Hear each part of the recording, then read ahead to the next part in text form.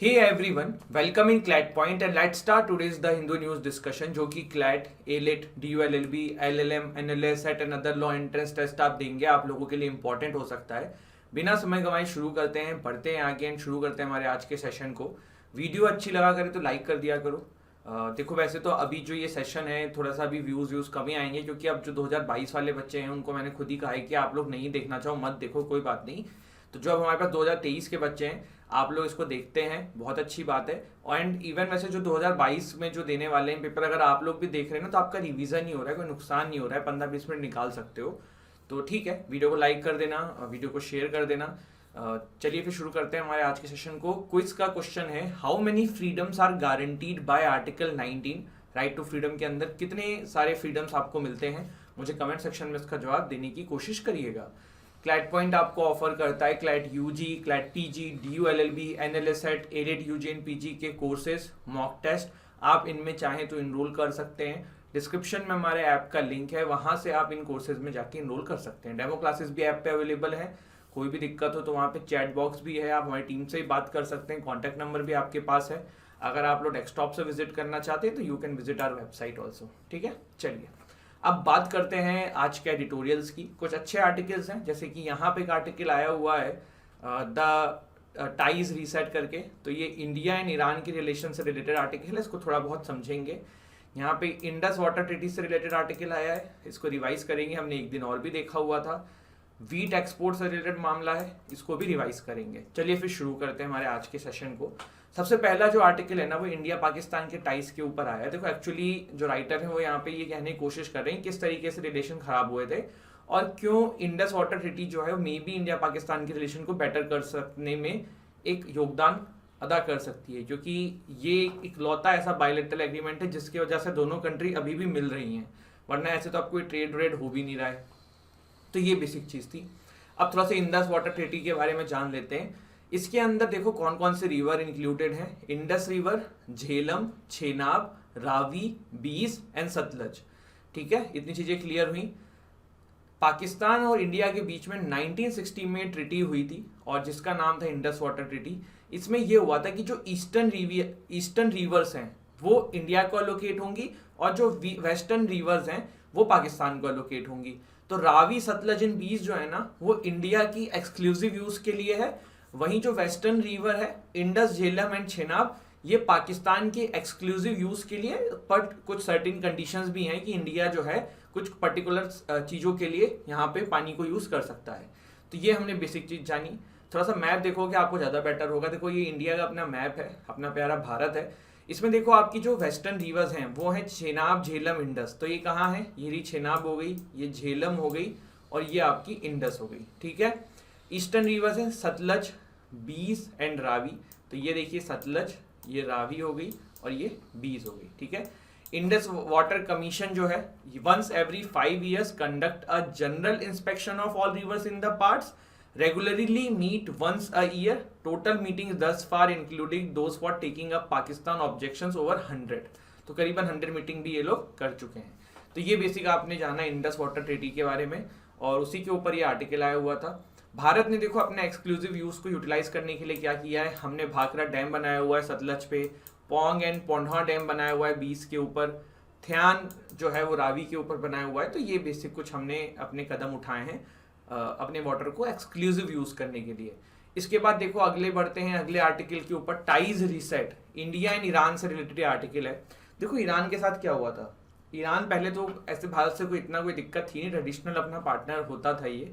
लेकिन जब Iran nuclear deal से यूएस से बाहर आया तो उसने इंडिया पे प्रेशर डाला कि भैया आप जो है इनसे ज्यादा बातचीत मत करो, इनसे ट्रेड मत करो।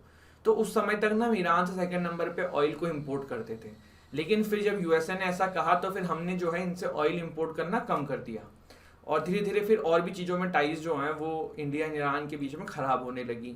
ईरान वैसे आपके लिए बहुत इंपॉर्टेंट है क्योंकि आपने यहाँ पे छाबार पोर्ट का यूज़ करके काफ़ी सारा ट्रेड करना होता है। तो ये सब भी कुछ मसले हैं। अभी ये रिलेशन देखो और भी चीज़ों से खराब हो रहा था, जैसे कि इंडिया ने Israel, India, UAE, US group करके जो है ये ज्वाइन किया है और ये 4 लोग मिलके जो है ना एक एंटी ईरान कोलिशन भी कहा जा रहा है, क्योंकि इंडिया को छोड़ के ना अगर आप इसराइल को देख लो, यूएस को देख लो, यूएस को इसराइल हो गया, यूएस हो गया, UAE हो गया, तीनों ही ईरान को पसंद नहीं करते हैं।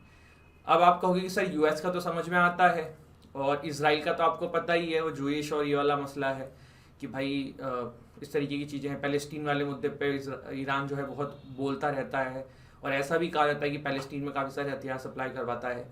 अब यूएई को क्या दिक्कत है, तो यूएई में देखो, जब अभी कुछ दिन पहले आपको याद होगा हाउतीज ने जिम्मेदारी ली थी अटैक करने की जिसमें इंडियंस भी मारे गए थे, वो कहीं ना कहीं ऐसा बोला जा रहा है कि फंड जो है ईरान से किया जाता है। तो इस तरीके की चीज़ें हैं। इसी के बीच में अभी क्या हुआ है कि ईरान के फॉरेन मिनिस्टर अब्दुल्लाहीन, कुछ ऐसा कुछ नाम है इनका, ये भारत आए हैं और इन्होंने यहाँ पे जो है रिलेशन बेटर करने के लिए इंडिया एंड ईरान के लिए कोशिश करी है। तो वही यहाँ पे ये पूरा आर्टिकल था जिसको हमने समझा। इसके बाद देखिए, ये आपका हर थर्सडे में, हर फ्राइडे में एक ओपिनियन आता है, अलग अलग लोग एक मुद्दे के ऊपर ओपिनियन देते हैं। तो is the ban on wheat export good policy, इसमें अलग अलग लोगों ने अपनी टिप्पणी करी है। पहले तो देखो, मैं आपको ये मैंने वैसे कल भी शायद समझाया था, ये अभी न्यूज़ काफ़ी चल रही है। तो देखो प्रॉब्लम क्या हो रही है ना, मैं आपको देखो थोड़ा सा पीछे ले जाता हूँ फार्म लॉस के ऊपर। जब फार्म लॉज लाए जा रहे थे तब गवर्नमेंट ने यही तो कहा था कि भाई आप एपीएमसी मंडी से बेचना चाहो वहां भी बेचो, अगर आपको प्राइवेट ट्रेडर्स को बेचना है तो वहां भी बेचो, ठीक है। कुछ किसानों ने उस समय इस बात पे मंजूरी नहीं जताई, उन्होंने कहा हम प्राइवेट ट्रेडर्स को नहीं बेचेंगे, हमें एपीएमसी मंडीज को ही बेचना है। तो गवर्नमेंट ने कहा कि ठीक है, तो आप अपनी मर्जी से बेचना, हम हटा थोड़ो रहे हैं, लेकिन उन्होंने कहा नहीं नहीं, आप ये बिल ही हटाओ। तो इस तरीके की बातें सामने आई। अब जब देखो गेहूं का मामला है ना, तो क्या हुआ, पूरे वर्ल्ड में गेहूं का प्राइस अभी काफी हाई है। क्यों? क्योंकि रशिया यूक्रेन गेहूं के एक बहुत बड़े उत्पादक थे, लेकिन अभी वहां पे ट्रेड इतना हो नहीं पा रहा है। इसकी वजह से बहुत सारे प्राइवेट मार्केट में प्लेयर्स थे, किसान जो है ना वो गवर्नमेंट की जगह प्राइवेट लोगों को बेचने लग गई, क्योंकि गवर्नमेंट से थोड़े ज्यादा दामों में वो प्राइवेट वाले जो है वो फसल खरीद रहे थे। ऑल दो यही चीज होने वाली थी फार्म लॉस में, लेकिन तब कुछ किसानों को दिक्कत हो रही थी। बट अभी जो है चीजों, मोस्टली हरियाणा पंजाब किसानों को उस समय दिक्कत हो रही थी, बट अभी जो है चीजें वही हो रही हैं गेहूं के मसले में। अब ऐसा थोड़ा कि इंडिया में गेहूं की कमी हो गई, ऐसा नहीं है। प्रॉब्लम ये हो रही है कि सरकार के पास गेहूं की कमी हो रही थी। सरकार के पास गेहूं की कमी क्यों हो रही थी? क्योंकि किसान जो है ना गेहूं वहां बेच नहीं रहे थे, बीच में जो ये मीडिएटर्स थे, जो प्राइवेट ट्रेडर्स थे, ये लोग खरीद ले रहे थे ज्यादा दामों पे और फिर ये फॉरेन एक्सपोर्ट करने में लगे हुए थे। इसी के चलते हुए सरकार ने एक्सपोर्ट पे बैन लगाया। अब इस पे देखो भैया, सबके अपने अपने ओपिनियन आ रहे हैं। अभी एक और चीज है, भारत सरकार ने जब इस पे बैन लगाया था तो हमने ये भी कहा था कि ऐसा नहीं है कि कंप्लीट बैन है। अगर कोई कंट्री है जिसका नाम है, मान के ले लेते हैं कोई भी कंट्री, मान लो कि पपुआ एंड गुयाना है, इन्होंने कहा भैया हमारे यहाँ हालत खस्ती है, हमें गेहूं चाहिए, मिनिस्ट्री से बात करो, अगर गवर्नमेंट को सही लगेगा आपके एक्सपोर्ट करा देगी। तो इस तरीके का सिचुएशन यहाँ पे क्रिएट किया गया था और उसी के ऊपर यहाँ पे अपने अपने लोगों के ओपिनियन हैं। Presidential poll schedule for July 18। Presidential poll की पूरी वीडियो जो है मैं इस वीडियो के एंड में अटैच कर दूंगा, वहां पे देख लीजिएगा कि प्रेसिडेंट के इलेक्शन कैसे होते हैं। One of the major important topics CLAT 2022 या क्लैट 2023 में आप बैठेंगे, दोनों में। अगर आप एनएलएसएट का पेपर देंगे 2023 में, उसमें भी आ सकता है, डीयू के पेपर में भी ऐसे क्वेश्चंस आ सकते हैं, या और भी लॉ एंट्रेंस टेस्ट देंगे तो इनमें क्वेश्चन बन सकता है। तो वो वीडियो जरूर देख लेना। इवन क्लैट पीजी वालों के लिए भी मैं सजेस्ट करूंगा कि भैया आप भी देखो, ये प्रेसिडेंट इलेक्शन बहुत इंपॉर्टेंट है। Presidential election is very important.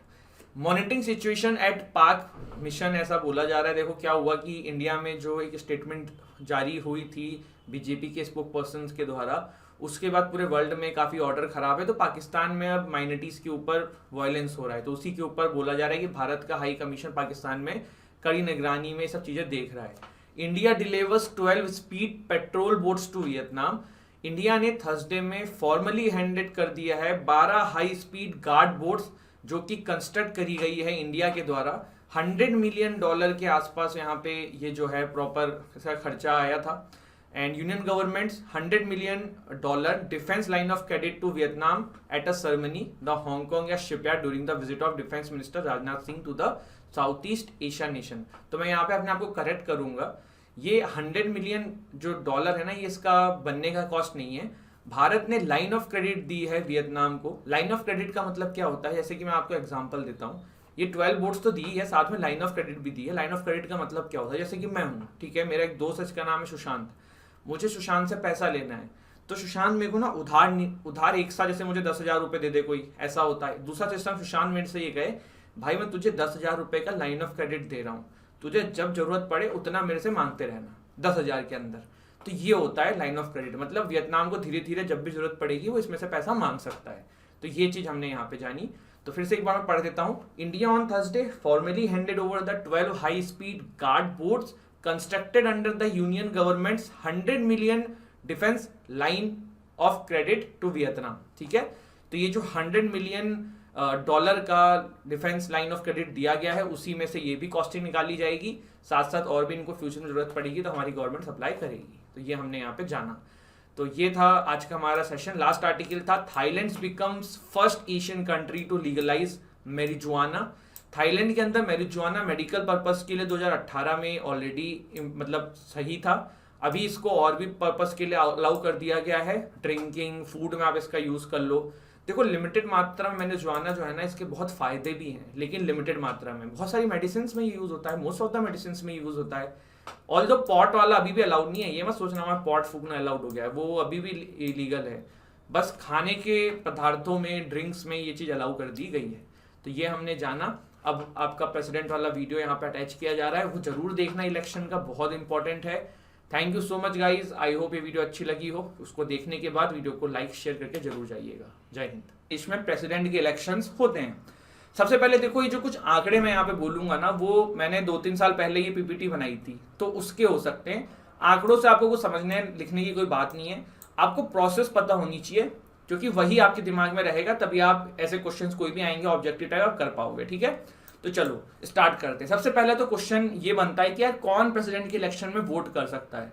तो member of Lok Sabha, member of Rajya Sabha and member of legislative assembly of Delhi and Puducherry. फिर से रिपीट कर रहा हूं, member of Lok Sabha, member of Rajya Sabha, member of legislative assembly of Delhi and Puducherry.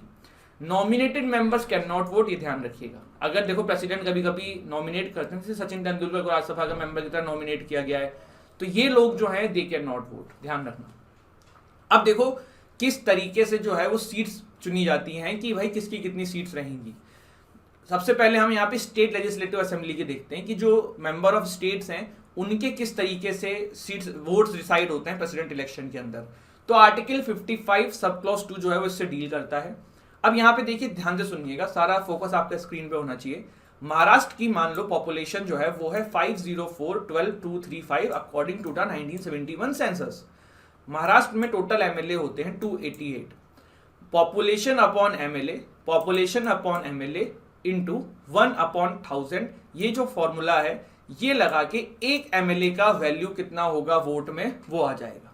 फिर से रिपीट कर रहा हूं, पॉपुलेशन अपॉन एमएलए इंटू 1/1000, ये जो वैल्यू आ रही है 175, it will be vote of 1 MLA in Maharashtra. ठीक है, अब total value of votes of MLA of Maharashtra क्या हो जाएगा 288 इंटू 175। तो ये आपके सामने आंकड़ा आ गया। ठीक है, total value of votes of all MLAs in India वो इतनी होती है, ये ऑलरेडी कैलकुलेटेड है, अभी चेंज भी हो सकती है। मैंने क्या बोला, ये आंकड़ा थोड़ा पीछे का है, लेकिन प्रोसेस यही रहने वाली है। सबसे ज्यादा देखो उत्तर प्रदेश में आपके एमएलएज होते हैं, सबसे कम सिक्किम में होते हैं, इसीलिए यूपी का जो रोल है वो बहुत ज्यादा माना जाता है president election as well as and prime minister का इलेक्शन एज वेल एज। अगर state assembly out of the function है then also MLA can vote, ये चीज जरूर ध्यान रखिएगा। अब देखो बात करते हैं लोकसभा का वोट कैसे डिसाइड होता है। तो लोकसभा का वोट डिसाइड होगा total value of votes of MLA of all states upon total MP 708। समझ में आया, जितना टोटल भारत के जितने स्टेट्स का और आपके पुडुचेरी दिल्ली का वोट्स है वो अपॉन टोटल एमपी 708 आया। 708 इंटू मल्टीप्लाई हो जाएगा आपका जितना भी नंबर ऑफ एमपी होगा, तो आपका ये जो संख्या है ये आ गया आपका एमपीज का वोट का संख्या।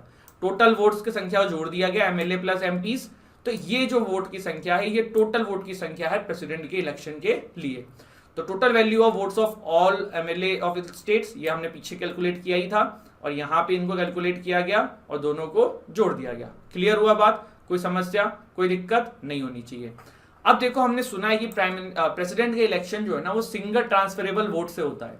सिंगल ट्रांसफरेबल वोट क्या होता है, देखो कोई भी बंदा जो है ना वो वोट देते टाइम पे यहाँ पे प्रेफरेंस लिखता है कि मेरा प्रेफरेंस ये। मान लो 4 बंदे इलेक्शन में खड़े हो रहे हैं, कोविंद साहब, माल्या, काजोल जी, सलमान खान। अब मैंने वोट देना है, तो मैंने वोट कैसे देना है, मैंने अपना प्रेफरेंस लिखना है। मैंने कहा कि पहला प्रेफरेंस मेरा कोविंद जी हैं, सेकंड मुझे सल्लू भाई पसंद है, मैंने सेकंड सलमान जी को लगाया, थर्ड मुझे काजोल मैडम पसंद है, मैंने इनको लगाया, यार ये बेकार है, मैंने इसको चौथे नंबर पर डाल दिया। ठीक है, ये होता है सिंगल ट्रांसफरेबल वोट सिस्टम। 50% जिसके पास वोट आएंगे वो जीत जाएगा। ठीक है, अब चलो भाई सबने वोट दे दिया। अब देखो वोट कुछ इस प्रकार से आए, 40% कोविंद जी आए, 12% माल्या आया, 18% काजोल आई, 30% सलमान खान आए। अब आप बोलोगे सर आपने तो कहा था 50% चाहिए, तो इसका मतलब तो कोई भी नहीं जीता। तो बिल्कुल सही भाई, कोई भी नहीं जीता। लेकिन सिंगल ट्रांसफरेबल वोट सिस्टम में क्या होता है, जो सबसे कम होता है 12%, ये अलग हो गया। अब इसके भी तो जो वोट्स होंगे उसमें लोगों ने प्रेफरेंस डाली होगी ना, तो इसके बाद जो बचे हुए प्रेफरेंस होंगे उनको वोट ऐड हो जाएंगे। मान लो कुछ इस प्रकार से सबके प्रेफरेंस थी, तो अब क्या हुआ, 36 इनके हो गए, 18 + 2 इनके हो गए और 40 + 4 इनके हो गए। ठीक है, कुछ इस प्रकार से वोट जो हैं, इनके जो 12 वोट हैं उसका सेकंड प्रेफरेंस जो रहा होगा उस पर चला गया। फिर उसके बाद भी अगर 50 नहीं होता है तो फिर यहाँ पे काजोल जी बाहर हो जाएंगे और फिर इनके जो सेकंड प्रेफरेंसेस होंगे वो देखे जाएंगे। समझ में आई बात? आपको कोई दिक्कत, कोई समस्या नहीं है ना?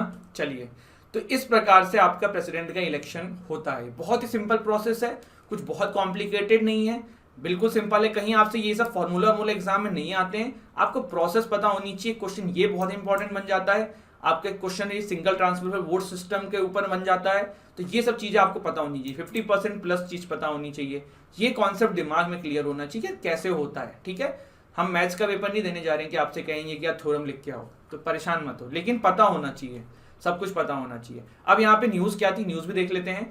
न्यूज ये है कि 708 के जगह पे ना प्रेसिडेंट पोल्स के लिए एमपीज की संख्या हो गई है 700। क्यों?